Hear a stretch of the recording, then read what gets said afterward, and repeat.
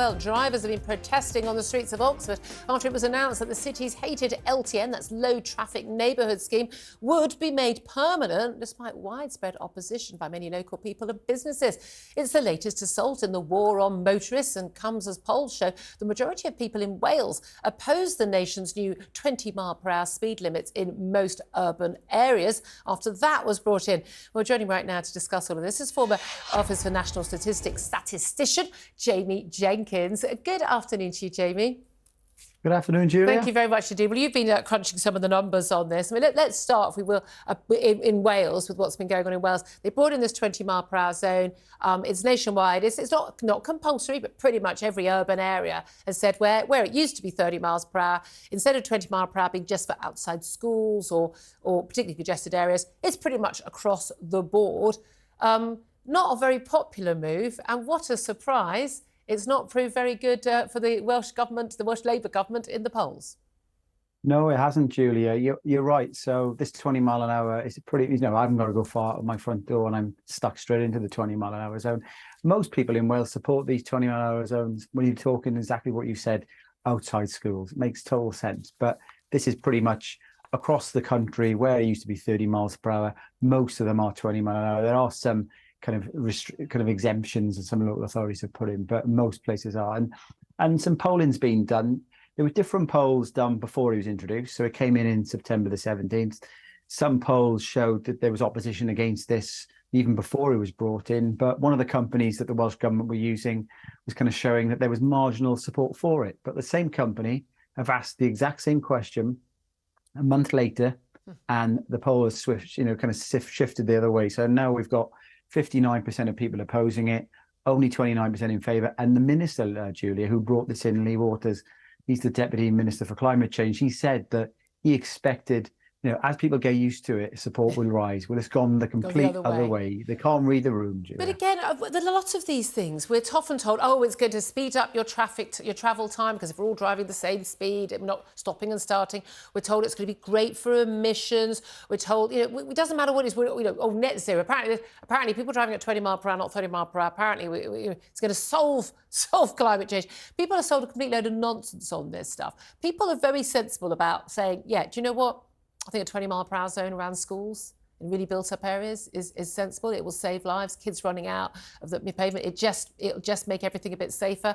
Most people are reasonable about that. When it's sort of a journey at sort of 3 in the morning, on the way to or from an airport or something, and you're in a built up area, no one on the streets, just sort of trunting along. It's actually, in lots of modern cars, it's quite hard to drive that slow on an empty road. You have to constantly just sort of take your foot off the pedal. People know it's a nonsense, don't they? That's the thing. They know it's a nonsense. Yeah, and you're right to point out, the opposition to this isn't just conservative voters in kind of Wales. The Labour supporters themselves, remember, as you said, this is a Welsh Labour government. The opposition against this is with the Labour supporters as well, and Mark Drakeford's approval rating has gone down. And yeah, I drive out my road here, Julia. I've got a school very close by. It's been 20 mile an hour before this introduction, which made sense. I go a little bit further down the road. It's completely open. There's no cars parked. I can see both pavements, and it's still 20 mile an hour. Yeah. It makes no sense. And the argument that some of the ministers are using is that this will save lives. But some studies have shown that even the reduction from 30 to 20 mile an hour doesn't necessarily improve road safety. Okay. So that's one thing you've got to consider.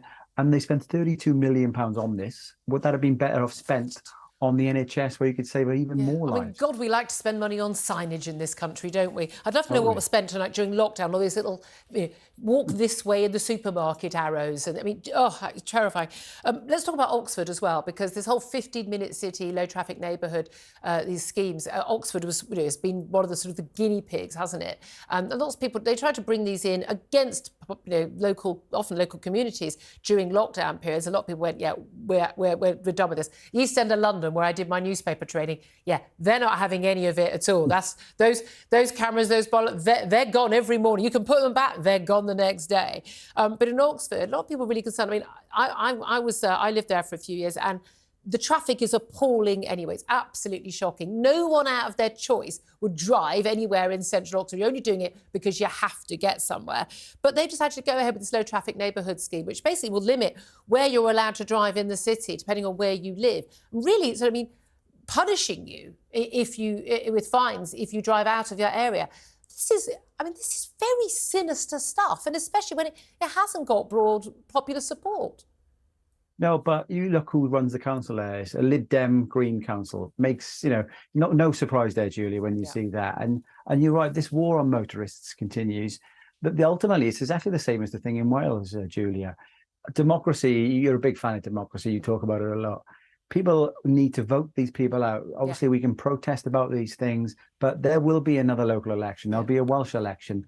If there's no support, you've got to get out. A lot of these are... don't just moan about it. Can I just say, I've only got a few seconds left. I want to show us just a very quick clip of a French nun. She knows how to tackle a lot of these things. She's rugby tackled an environmental protester in France. Hope we can get that on screen. She genuinely just went for it. Is this... It's just wonderful footage. She genuinely just runs after him, throws him to the ground in a field. I'm wondering if that is how we should be dealing with these things in future, Jamie.